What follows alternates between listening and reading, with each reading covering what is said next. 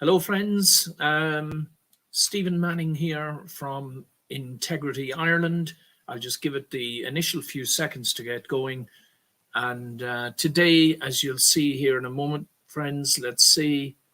The title is Politics and the Great Lie, Understanding Organized, Systemized Evil, and Who to Vote for in the upcoming local and EU elections. And this specifically is to do with Ireland, friends, but I think if you're from another location and you listen to the presentation, I think you're going to pick up hopefully some useful understandings and tips that affect politics all around the world, guys. It affects all of us, of course. Now, excuse me. So please bear with me as I pick the slides, because the slides are coming from a slightly larger presentation, and I want to make sure that I do them. I have to write down the order. So here we go, guys. Right. So as you can see here, the Great Lie. Now, what is the Great Lie? Well, very simply, the book I wrote, which I'll just pull up the icon here for a second, top right, Crisis, Cull or Coup, What, How and Who, Facts and Truths to Make You Think. It came on the back of the COVID phenomenon, but basically it's using the COVID phenomenon to explain to people how evil has become systemized, corporatized, governmentalized, institutionalized, without our knowledge, and in many cases, sadly, with our active participation, without us knowing what it is we're involved in. And much of the work that we do now is focused on this general educational theme to try and get people to understand the bigger picture.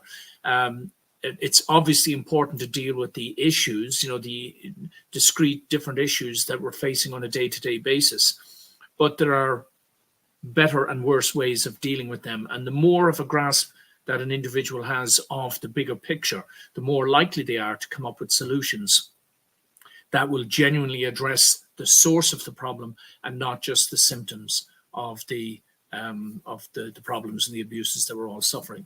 So the Great Lie, number one, this is one of, I think it's 48 short bullet points like this in the Crisis, Cull or Coup book, pages 113, 114. And it's a large part of the book is concerned with explaining how and why this Great Lie exists and why we're largely unaware of it. Although I'm glad to say it does seem that a lot of people are starting to wake up over the last few years. And I'm encouraged, for example, to hear prominent voices like, for example, Russell Brand, or the Scottish commentator. Oh, how can I forget his name like this? But it'll come to me in a moment, guys. But a lot of prominent non-mainstream media popular commentators are starting to speak on themes that resonate around the sense that there is a cabal of, let's call them ill-intentioned people, people who do not have our best interests at heart, who are angling to literally control the world. And that it's the system itself, the very system that we've all been indoctrinated and conditioned and born into and conditioned to accept as, well, that's just life, isn't it? It's that very system. Once you start to understand it, you realize that that system has to go. It has to be replaced by something else. I'm arguing not so much a system, but a collaboration, a network, if you like, of genuine small democratic communities. And we'll get into a little bit on that in today's presentation before we go into the individual personalities, some of them who are running for office in Ireland and in the European Union next week. So the Great Lie, number one, that governments work for the people. Let's have a look at the little the bits and pieces I've put in here. Here we have our wonderful cabinet appointments. And this was when I say the previous government, Simon Harris is now the new Taoiseach, coronated, as we've said in a previous video. But they're bottom right. The icon there, which is not so clear, guys, I'll pull it up on the next slide. Some of the personalities on the left, most notably people like Roderick O'Gorman and Stephen Donnelly, for example, Simon Coveney.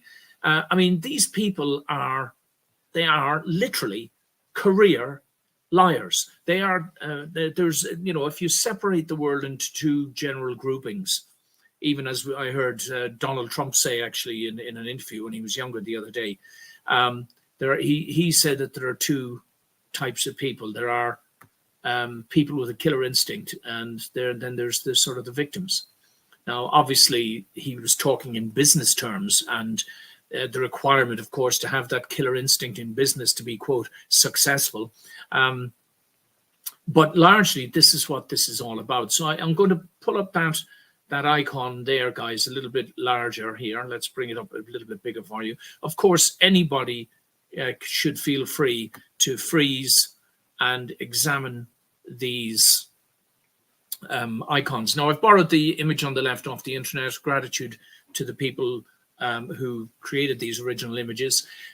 It's a little bit small there, guys, but very simply, this is a pyramid system. And if you're wondering, for example, where you are, and you're one of these peasants and minions and ne'er-do-wells groveling around underneath the pyramid, we are the ones who fund all this. And you see there on the right all the money symbols with where the money is going up the scale.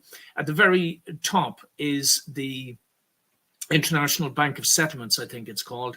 It's a little bit small for me to make it out at this distance, but I hope you can see it better than me. And the puppet master over there on the left, all the members of the clergy. These would be the senior members now of the clergy, because it's organizational, don't forget. All right. Then the CIA, the FBI, MI5, you know, Mossad and whatever, all of these secret services, armies and everything, all in the employ, descending from the international central banks, the national central banks, down to these big corporations, and then a corporatocracy, I think is what it's called then, all the, you know, Pfizer and ExxonMobil, and then below them, this is super important that you understand this, guys, that it is below them and not above them that we find our governments. And this is the statement, the first great lie, that the governments work for the people. No, they do not. Their skill set is in convincing us that they do. And we have to understand this, because as people run for the local elections, and I'm hoping to God that some of these decent people do get in, because they are people of integrity and honesty. I also hope that they understand that the only motivation that anybody should be attempting to get elected is with the ultimate purpose of dismantling this utterly corrupt system, which tends to corrupt even most of the decent people that go in arguably for better motives. But most of the people who do get into politics, most of them are already compromised, as we'll see in a few minutes. Okay, now let's see. It says slide 9 next. Let's have a look. All right, 1 second. No, that's not the right one.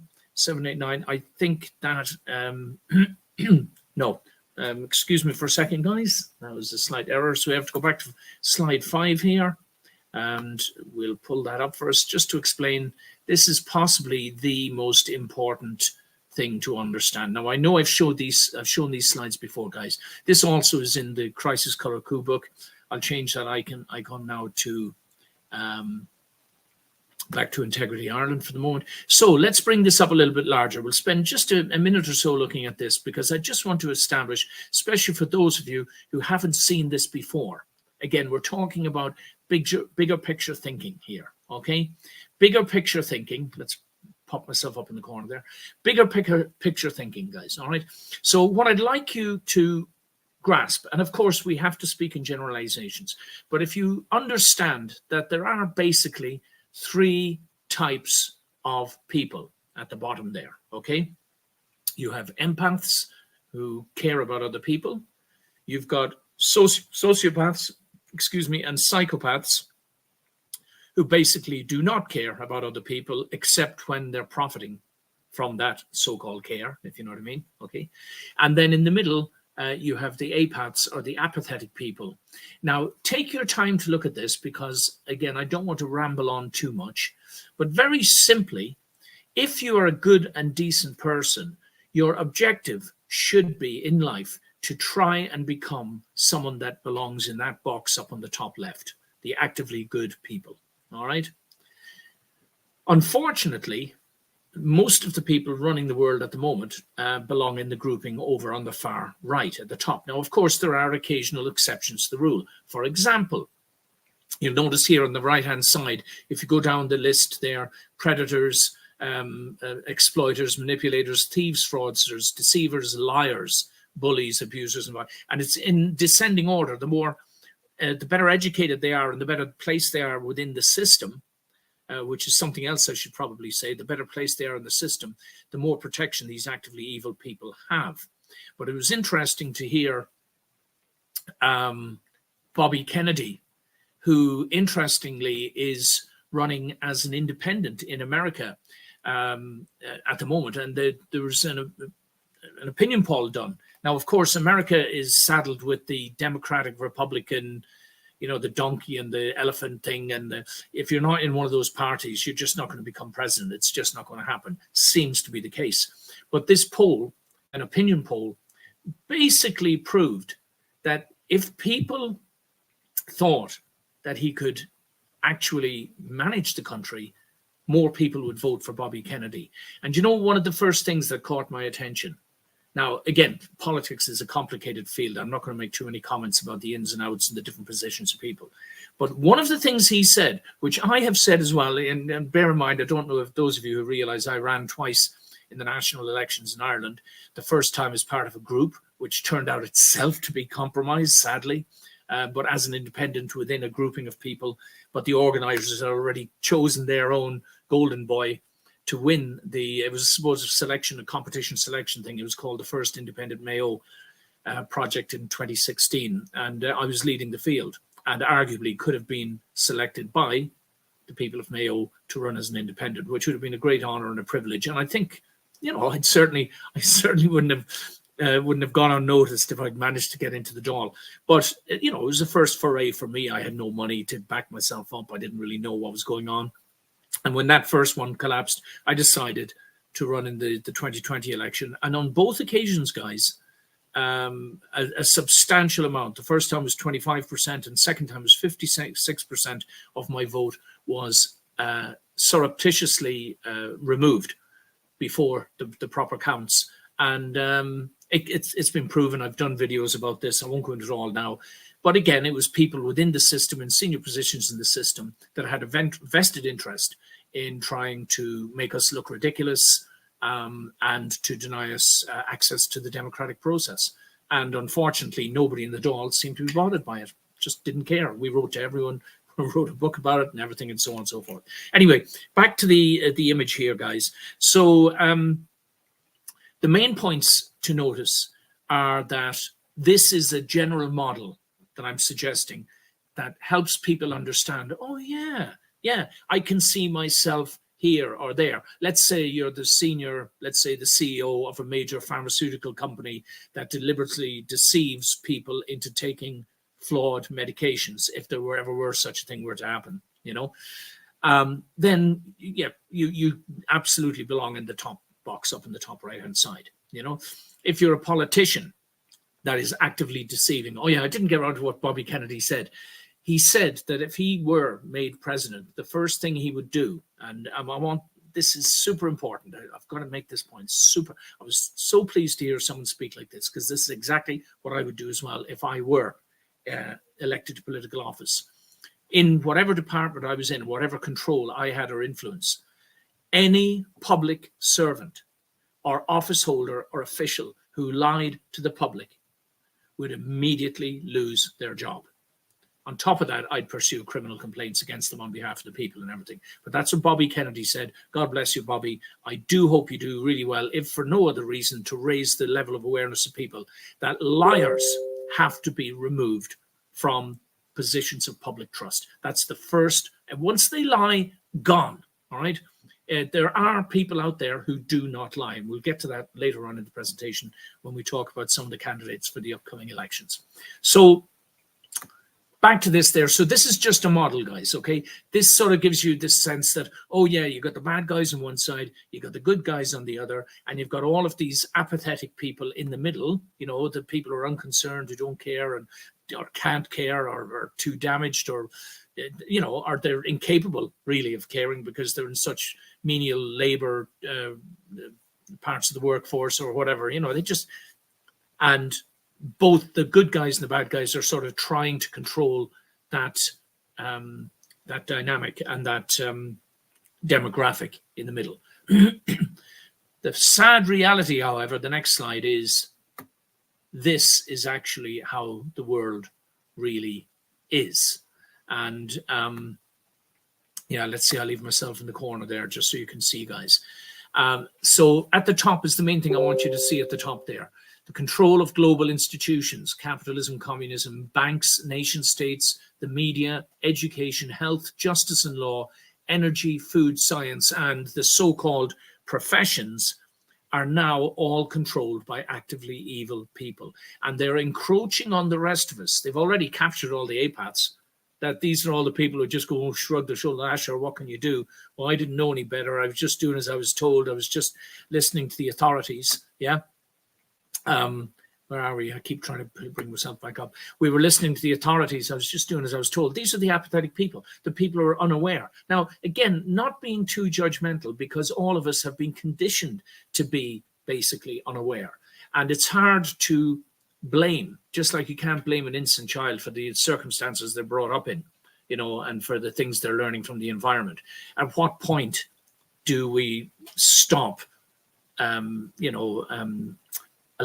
making allowances for people? Well, I think in living in a world today where we have the internet, where we have so much access to information, and where all of this evil, especially since the COVID phenomenon, we'll call it, okay, since that was rolled out on the world stage, I personally believe there is no excuse for any intelligent person who has access to a computer and who can read and write not to know what is going on.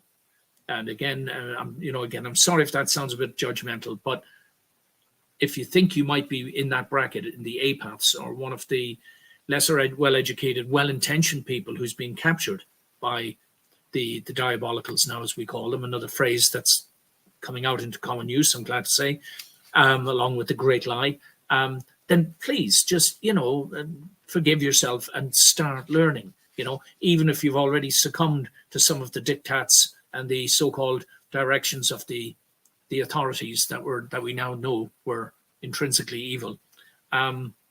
Still, your life starts today. You change, you learn, you do things differently. Okay, guys? So that sadly is the way it is. And at the moment, what we have to do is now increase. We have to fight back against those, let's call them those arrows in the top left, if you like, which is the encroaching evil, systemic global evil. It wasn't always like this, guys. To a certain extent it was, fallen human nature, if you like, if you want to call it. Fallen human nature has always exercised, the worst aspects of human nature, and it's usually on the masculine side of things. Power, greed, force, violence, war, ambition, dominance through physical force and all that. All of these things, they're being played out now by these people in these institutions, okay? Excuse me. So let's see, 5 and 6. So we've done 5 and 6. Now we're going to bump up to another slide, guys. Please give me just a second. I just have to do a little bit of, here we go. Right then, what's this one? Right, great lie number 3. Never mind about 2. I'll be doing this larger presentation another time. Great lie number 3, that public servants serve the public. Yeah, I know. The lie is right there in the actual phrase. They're not public servants at all. They're there to serve the system whilst pretending to be public servants. The whole system is set up ostensibly to serve the public, but it doesn't, guys. It serves itself. And just as a little commentary, I see we're already, it's amazing how quickly we get through these. So here we are. Let's just pull this up. This is just as an example, guys, here in Ireland, okay? 6 civil servants who attended Foreign Affairs Party, this was during the lockdowns, were promoted to top roles. So even while the government was pretending to be horrified and, oh my Lord, these naughty, naughty people, having champagne parties, while we've told the public to be isolated and can't socialize in groups of more than 2.5 and all that sort of stuff. Social distancing, masks and all this. And these guys were partying. Yeah. And what happens? Are any of them really sanctioned? Really? Did anyone say to them, oh, your promotion is coming up here, Fred, but you know what? You displayed a serious lack of good judgment, and you've insulted the public. You violated the same rules we were asking the public to comply with. But guess what?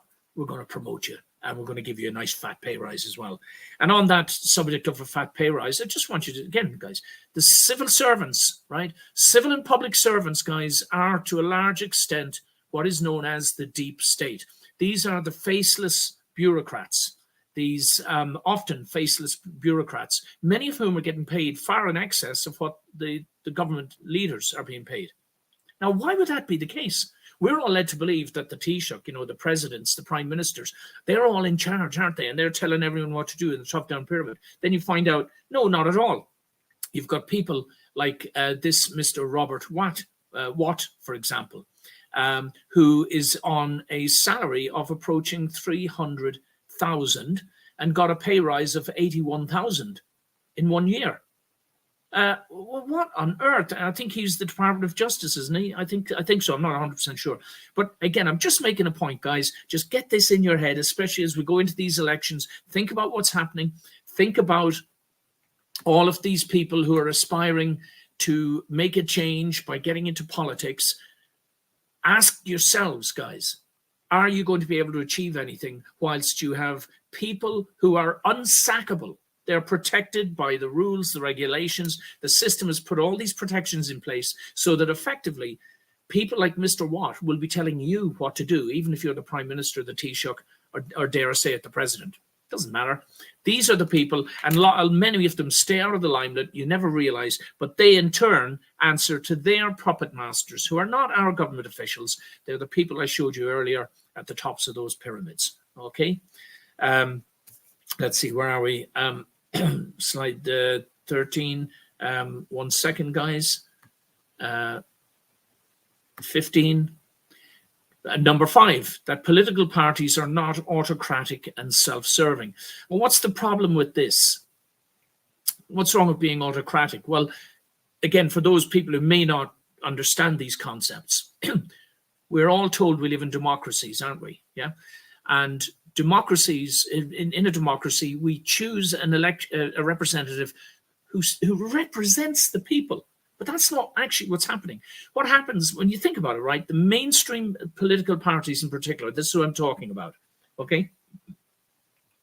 Let's say Fine Gael. So you're a Fine Gael candidate, you come to the doorstep, I promise you the world, fix the roads, do all this sort of stuff, and I'm going to be a person of integrity. And you know what? I might actually believe myself to be a person of integrity at the point that I'm talking to people on the doorstep. The trouble is, as soon as I get elected and I walk into the Dáil chambers, the party whip is going to tell me what I can and can't do, regardless of what is right and wrong, regardless of the promises I've made, regardless of my own personal integrity, which I must now surrender to the diktats of the party, which is an organization, a pyramid, an institution, okay? I must surrender my integrity in order to continue to get their support, mainly their financial support. Otherwise, if the party whip goes against you, you can't associate any longer as a party member and all that stuff. All right, these are just facts, guys. We need to think about it. So, is that democracy? Well, of course, the answer is no, it isn't. Let's see, 15, it says 16. Let's go to it. And here, yes. Now, this slide here, guys, it's a little bit complicated, but again, take your time, freeze it, have a look at it. Here, I'll take my little face out of it for a second. If you need to freeze it, do so. Do a snapshot, take some time, look at it later. The diagrams I'm using, you're probably wondering why all the the red and the blue and all that. That's actually to do with the universal principle, which I just pull up here on the top right there for a minute. This is the originating universal principle. It's a term I'm using to explain to people an original concept from which all of these other sub-context understandings are taken. And it's all to do with the deity. It's all to do with individual personal sovereignty, with our connection with the divine or with the almighty or with the source or whatever you want to name it, and how we manifest that in our lives. And one of the ways we do not manifest it in our lives, guys, is through autocracies. Okay, what are autocracies? Let's have a quick look. Well, here, top left, autocratic systems are tyrannies, dictatorships, fascism, despotism, authoritarianism, communism, totalitarianism, imperialism, colonialism, monarchism, government departments, believe it or not, and corporate structures. They're all autocratic systems, guys. No matter what they tell you otherwise, they can say, oh, look at North Korea. He's a right little tyrant and a right dictator. And you go, yes, he is. And apparently tonight he sent... it's sort of funny, you know, balloons possibly full of excrement into South Korea that just opened from the skies. You know, well, you know, metaphorically speaking, the same thing is happening to us on a daily basis by our governments, except it's not, you know, it doesn't come across over our, but we are being pooped upon, royally pooped upon on a daily basis and on a massive scale, guys, believe it or not. Okay. So the model I've drawn there on the right, guys, collaborative systems versus autocratic. What's the difference? Well, collaborative systems, for example, are support things like individual freedom, self-rule, self-governance, self-determination, autonomy, independence, sovereignty, true anarchy. Now, don't worry about that word, guys. Research it, please, and you'll understand what it means. It actually means all of these things that I'm saying at the moment, but it's gotten itself a bad label because usually the governments, when they roll out the police, say, we got to roll out the police and beat up all the public who are demonstrating. Otherwise, there'll be anarchy. As if anarchy itself, the original true anarchy, is a bad thing. Trust me, guys, please look it up. I won't bother explaining it all here. Just look it up for yourself and you'll understand why.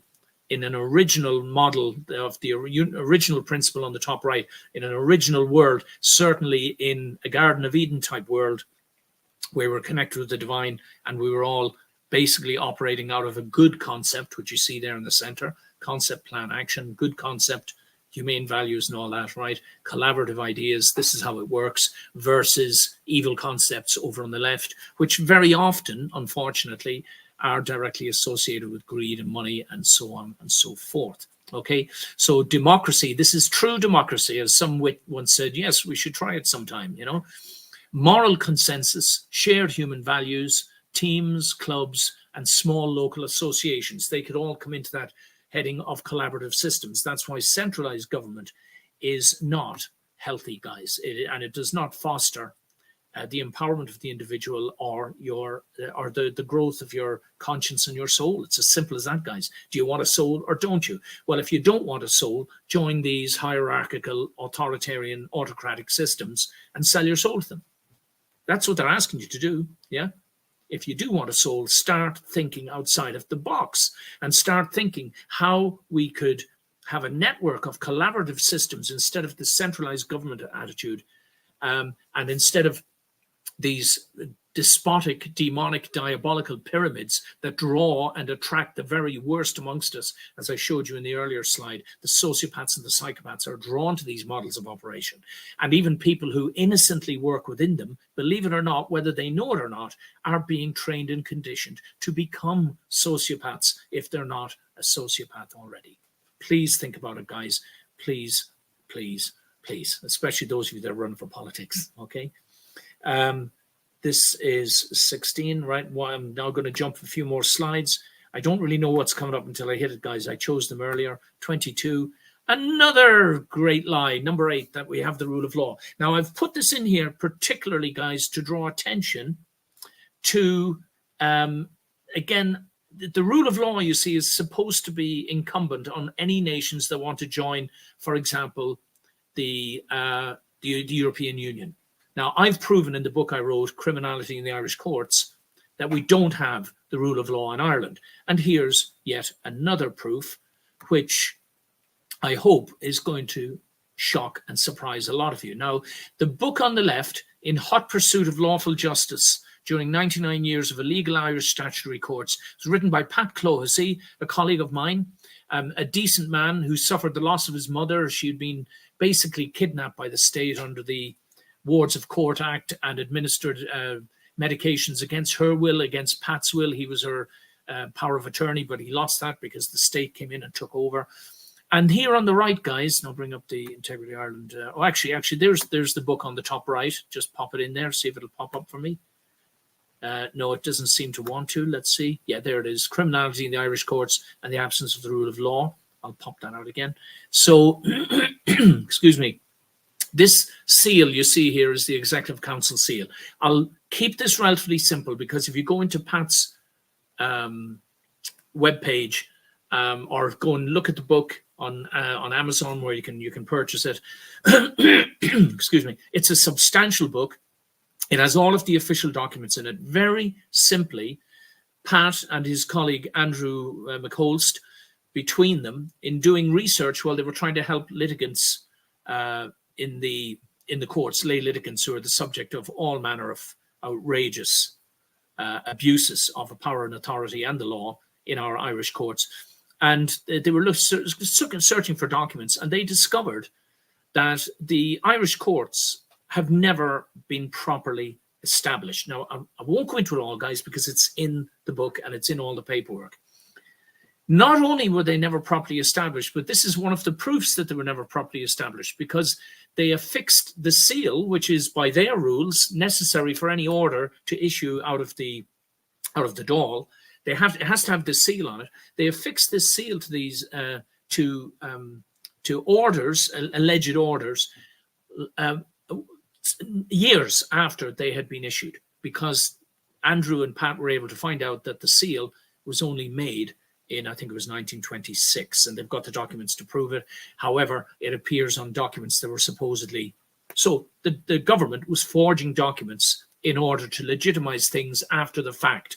On top of that, there's this letter here. And again, I'll pull it up briefly, guys. I'm not going to read it all for you. Again, I'd ask you please to freeze the screen and read through the whole letter. But that's the original on the left, typewritten. And this is a selection from it. And it's basically one of the the Attorney General at the time, I believe, writing to another colleague in government saying, oops, oops, that we've done a really big stupid boo-boo here, but if we cover this up carefully, we'll avoid the embarrassment.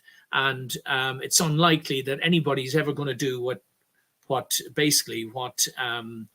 and Andrew did and go in and ask the courts to legitimize this order. Now, the problem they've had is that they've used this, they've gone in and challenged the courts now on a number of occasions and said, until the proper order with the right stamp and seal on it is produced, the Irish courts have no legitimacy whatsoever. No legitimacy under the law, which is the thing that they tell us is the absolute governing principle under which they operate. They're a bunch of liars. They know that they're a bunch of liars and fraudsters, and that's partly how they can get away with doing so many outrageous, ridiculous things, because frankly, according to their legal rules, none of them have any jurisdiction. None of the judges have any right to do anything. What we should do is wipe the slate clean and start a new system with a judiciary properly appointed or elected by the people, as opposed to being handpicked by the government, which is against the first principle of the Bangalore principles. Excuse me. There's a couple more here on the same topic. This is Pat here on the left. There's the book. This is Andrew put up this little witty post on Facebook.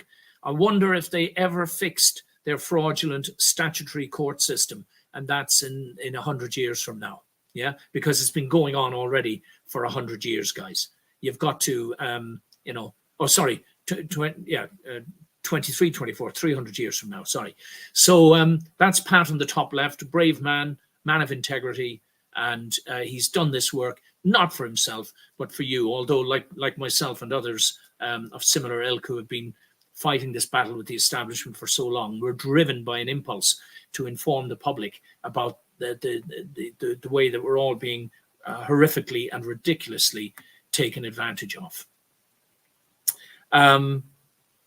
Okay, I've got this one in here. This is number 26, that fascism has been defeated.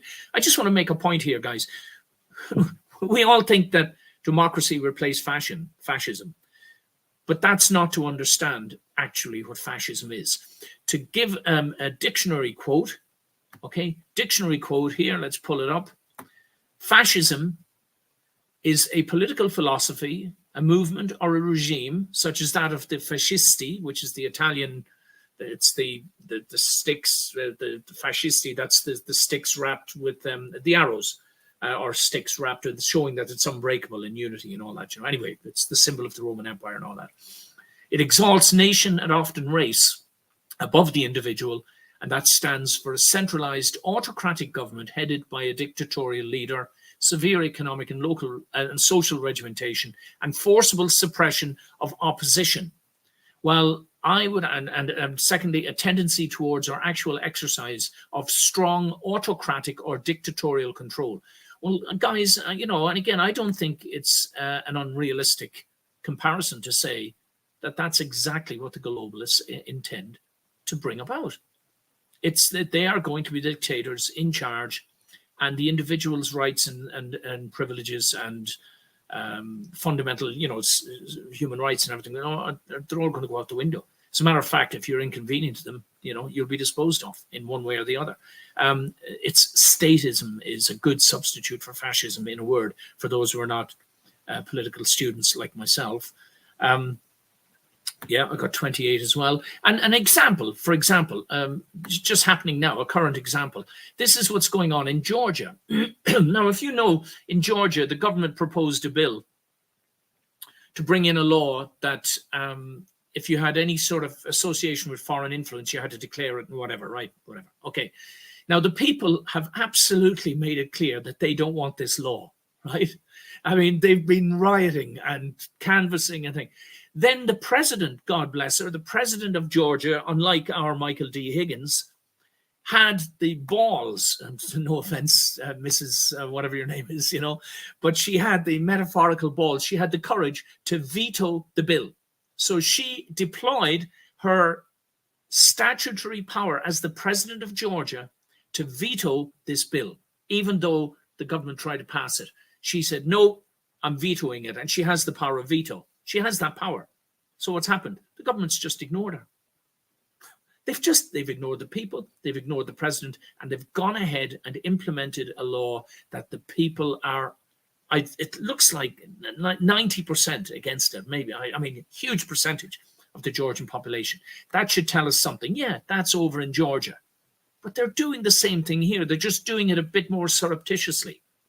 You know, it's done by tricks and it's done by deceptions. It's done by disappearing people's votes when it looks like they're going to succeed against the established parties. It's done by bringing in voting machines in America that are pre-programmed to produce a required result. It's incredible, guys, what they're getting away with, you know, the globalists. Where are we now? That's 28. Okay, we jump again, guys. We're getting there. We're getting there, guys. So today, and it looks like we're going to be in time as well. The next one is 34. Which one's this? Another great lie, that structural hierarchies are healthy and necessary, which is one of the arguments I'm trying to press out there and get people. The more we repeat it, the more people will start thinking about this. You know, structural hierarchies, large organizations with an autocratic boss at the top telling everyone else what to do, with the workers and the administrators and everybody required to surrender their conscience, their personal sense of integrity in order for their wage packet at the end of the week. I was just doing as I was told, etc., etc. And this is to bring it up a little bit larger for you. Excuse me, guys. Across the top, authoritarian systems, again, nation states, governments, the media, the health systems, education, banks and finances, justice and law, military, industrial complex, the military industrial complex, including the military, of course, which is war for profit. energy, food, science, organized crime, and the so-called professions. There we go again, guys. They're all hierarchical associations. Individuals within these organizations may think that they're operating relatively independently, but ultimately they're subject to the diktats of whoever's above them. Now, there's an inverse. I'm going to bring up the, what's name again? There, top right, there's the proper original principle. That's the feminine over the masculine, surrounded by the divine. Over here on the left, you see the opposite. You've got the masculine dominating the feminine, and the yin-yang type symbolism there, surrounded by the absence of the divine, or darkness, blackness, you know, representing the absence of light and truth and all that sort of stuff. So inhumane values on the left. Again, guys, I'll let you work your way through this, freeze it.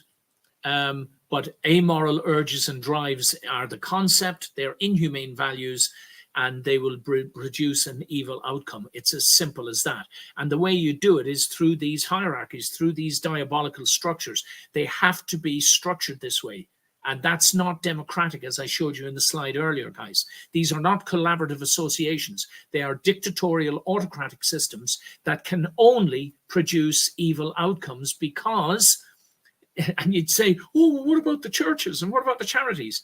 I'm telling you guys, this, believe it or not, this applies to any large organization or institution. And the term large at the moment, I believe to be about 70 people. Any more than 70 people, and structures and methodologies and administrators have to be brought in to manage the structure, because it becomes too big to manage. You know, if you have someone, let's say like Jesus, right? So you could say, and we're arguing like he's the perfect man. And the one interesting thing about Jesus is how many organizations was he a CEO of? Huh? How many institutions did he belong to? Do you remember the quote? You know, the son of man doesn't even have a place to lay his head, he said.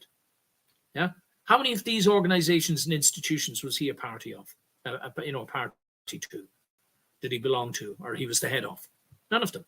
You know, and don't say he's the head of Christianity, because if you say that, you don't know your church history. He was the figurehead who prompted the rise of Christianity. But as Christianity grew from a local group of believers into an institution, i.e. the Roman Catholic Church, for example, eventually, you know, as it grew into institution, and with all of its bishops, and then bit by bit, people embedded in that institution were required to protect the institution more than the ethics, the principles, and the holy morals that gave birth to it in the first place. Please think about it, guys. It's a really poignant and interesting point. I'll just bring it up again to give you a moment to freeze it. On the right-hand side, top-down, power and or profit-driven, masculine-dominated ethos, sociopathic, large, directive, suppressive, exploitative, uniformed, controlling, system comes first. In other words, no moral conscience. All right, the system comes first. It has no conscience. If you're going through life without a conscience, guys, as I've said in another presentation, you are arguably functioning as a beast, because spirit, mind, body, if the spirit equates the soul or the conscience, remove that, all you are is a mind and a body, no different to a cow in the field, guys. That's where the proverbial sense of the beast, 2/3 of the person, 66.6%. I do presentations on this. I think it's really important that everybody starts to understand. You've got to nurture your conscience, even at the expense of your wage packet. You've got to do it, guys. There other opportunities will arrive if you have the courage of your convictions. Okay. Again, as Jesus said, why do you worry? Why do you labor? He said. Imagine that. Why do you labor? Why do you work? He said, won't God in heaven who cares for his children? He said, well, won't he? He knows, he counts every hair on your head. Won't he look after you? You know, interesting, isn't it? Where's our real faith, guys? Huh? So 35. One more here before we go to our political friends. So here's the the comparison slide again, guys. That slide you've just seen on the left. Same thing, right? That's exactly the same principles that I've just talked about. And then on the right-hand side, here's these collaborative systems that we spoke about a few minutes earlier. If the motivation are humane values, that's what the little golden heart there is supposed to represent. Humane values. if they are at the heart of the concept, if that is what we base our small collaborations around, not profit, not exploitation, not suppression, not dominance, not violence, but collaborative cooperation, through mutual respect and genuine concern for the welfare of others. If that's our motivating concept, then the outcome will be good. All right. And now we're going to move on to our local politicians, guys. We've got the last 15 minutes or so. If so, now we're going to feature, let's go all the way up to, yeah, we're going to go right. All right, here we go. Number 84. Yes. So back to our Integrity Ireland logo, or maybe even the Crisis Cull or book, Cull or Coup book, because it does contain some unpleasant truths. This is, quite a well-known cartoon now, guys, that how everybody tends to seek that which is comfortable, that is which is most palatable, that which already suits their paradigm, their understanding of life. And unpleasant, because usually unpleasant truths require us to accept, well, what sort of a person am I if I don't value the truth? Unpleasant or not. If it's unpleasant, all it means is that I've got to shift my perspective to accommodate it, because I need to be an agent of truth. Yeah. That's why the desk is empty, obviously, I don't overplay it. So here we go. What's the next slide? We're talking now about, yes, authoritarian systems. Again, we've already really hammered this out, guys, so I can move on from that one. And here we go, guys. Now, who are these handsome young men? Well, as you can see, guys, on the both of these gentlemen, I'm proud to say, are associates of mine, and I'd like to call them friends. I certainly trust them. They wouldn't be up here on an Integrity Ireland video or a Stephen Manning video if I didn't trust them, okay? The same goes for some of the other people we're going to see in a moment, even though I haven't physically met some of them. But these now we've got local elections and European elections, guys, happening in the next week. All right. I'll say this straight away. The local elections are happening on a Friday. I'm suspicious about that, guys, purely because I've seen what they're now. The guy responsible for disappearing votes before, Fintan Murphy, has since retired. Instead of being jailed, he was the guy who, I don't have his picture with me here now, but he was the guy who submitted fraudulent papers in the Strokestown trial that ended up, with that debacle out in Strokestown, where you had mercenaries come down from the north with armed mercenaries from the north, employed by our Irish government and the banks, facilitated by Fintan Murphy, the county registrar, and the sheriff, and it ended up with, and then people went in and took back repossession of the house, and there was, a court case over it, and 3 men are in jail for 15 years over it, It's mind-boggling.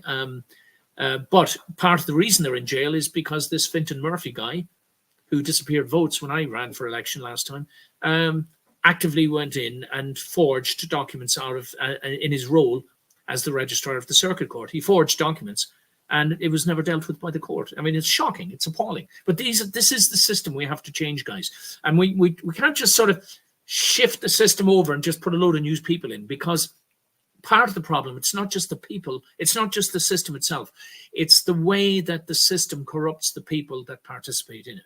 Okay, so here we are. We have the County Mayo local elections. Stephen Kerr in Castlebar, who's also the owner of the Irish Inquiry, a citizen journalist, absolutely honest individual, driven by the right impulses. This is so important, guys.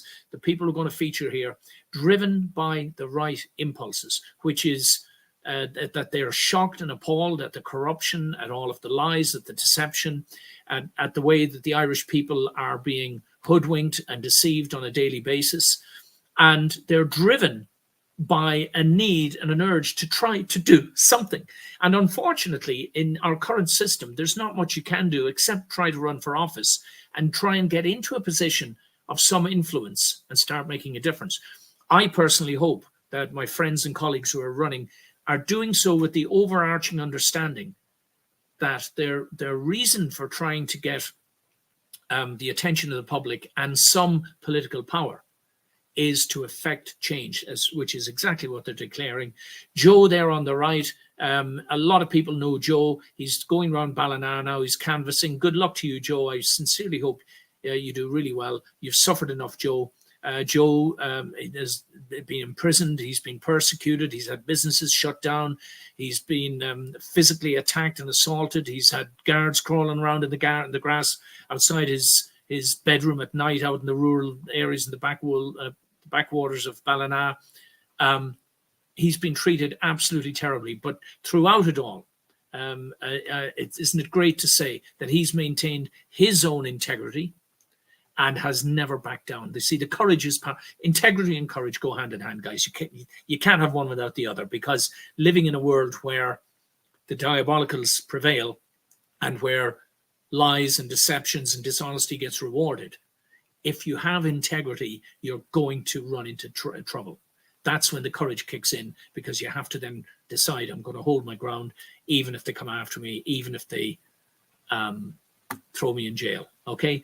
John Waters, again, a lot of people will know John too, a journalist, a very astute and well-informed social thinker, and an honest man. And I'm proud to say that John authored a chapter in the Crisis Colour Coup book as well, where he articulates very clearly some of the dangers of, let's just call it, the medical directions that we were being given by the system, the establishment. John too has put his neck on the line. He's also experienced the frustration that it took me nearly 15 years to properly understand, that we don't have law. We don't have the rule of law. We've got politically appointed, already corrupt legal professionals, so-called professionals, being appointed as judges precisely because they're corrupt and because they'll protect the system. It doesn't function, guys. It might as well be completely thrown out. So here I'm urging people, you see John's name come up, give him your preference, your number one preference. He's a good man, he's an honest man, and deserves your support. Una McGurk, also a candidate for the European elections. Now, Una, I haven't met personally, but I've seen some of her presentations online. The fact that this lady is a barrister is hugely impressive. The reason I'm very impressed is because any barrister, there's two or three, there's other barrister solicitors who've had the courage to speak out. The first thing that happens to them is that they get penalized internally through whatever mechanisms the government has available to them to do so. Okay. And so I admire her greatly. She has spoken out bravely and honestly against, for example, the hate speech crimes, against the WHO treaty, which will basically hand over your sovereignty to an outside unelected agency, and they will dictate to our governments what we then have to do, or else the government will deploy the police and the army and the courts against us to force us to do it. It's ridiculous, guys. The law has become a tool of the wicked. It's not what it was ever originally designed to be, and arguably we need to get to a position where we don't need all these laws in order to live happy, fruitful, productive lives. Suzanne Delaney is also running in Dublin. I believe it's the local elections, but again, you'll see there's the Irish Inquiry logo. So Suzanne works closely with Steve Kerr. And I saw there's a video up there online where she bumps into Roderick O'Gorman. That, I can't. I've got to maintain my own dignity, but try and use your imagination. All of the worst and most derogatory expletives possible for that individual that I could use. But Suzanne caught him on the street, tried to talk to him, and he he smirkly smugs. Sorry, bit of a tongue twister, isn't it? He smugly smirks at her as eventually, and he speeds up his walking. So she's literally having to try and run to keep up with him. And he smirks and looks over his shoulder without answering a single question. Why are you doing this? Why are you doing that? Encouraging foreign nationals to come to Ireland whilst denying on the record that they're doing it. And we've got the paperwork to prove it. We've got the documents in various different languages, encouraging people, promising them a home within 4 months if they come to Ireland, recruiting from Pakistan for the guards and everything. And again, not that there's anything intrinsically wrong with that, but in the climate and the culture, and whilst there's over 18% now of the population are immigrants, largely undocumented, largely unvetted, and many of whom are contributing to a rising crime rate. We've got to ask what the hell is going on, okay? Here's Diarmid O'Codla. I hope I'm saying it properly, Diarmid. My apologies. I tend not to deal in second names too often, you know, and I know you love your Irish, your Gaelic, you know. But here's Diarmid. Now, he's running down in Cork. On the left-hand side, you see, I'll take myself out of this for a minute. You see the Corruption Awareness Ireland, guys. Let me direct you to that. That's an initiative run by another colleague, Ken. So, you know, Ken Donnelly. So Ken and Diarmid work closely together. Ken usually works the camera. But again, another courageous, honest, determined, outspoken person of integrity. And again, there's one of the articles, top left, you know, the drug cartels are embedded with senior politicians and Gardaí. Yes, brave enough to cover stuff like that. Another person who deserves your vote. Now, in the middle there, this is Dolores Webster, otherwise known as Dee. And she looks very tall there on the top of the mountain. I can tell you she's not, okay? But again, somebody I've come to get to know over the last few years, and I admire her courage, her tenacity, her forthrightness, her willingness to learn, and her willingness to change as she learns. You know, so Dee started out just as a normal sort of Dublin housewife, I suppose I could say. All right, she has been also vilified and attacked by the system, by the guards. They've tried to put her in jail. She's been thrown through the courts. And as it says there, got no voice. Dee has a voice. They will all hear. She's a loud lady. And again, I'm suggesting that you give her your number one. And then finally, the last slide today, guys. And unfortunately, that's... that does that sometimes. This is on, I've literally got about 2 minutes to conclude here, guys. On Friday, May the 31st, next Friday, I'm being interviewed again by Jesse Hall from Canada. These interviews, they can go on a wee bit, but hopefully you find them interesting. And the title that we'll be presenting is Evil Industrialized equals humanity disenfranchised. Otherwise also the great lie and what's going on. So I'll leave it at that, guys. And friends, thank you again for your attention. If you do want to support us, see if I've got time to run this little banner under here. Yes, this little banner that's running across the screen there. Please go to crisiscolorcoup.com, and if you want to help us, go ahead and do so, guys. The best way you can help us is buy the Crisis Color Coup book. And if anybody does want me to come and do a presentation about any of these materials, I am available. Please email Truth Matters. There you are at the bottom.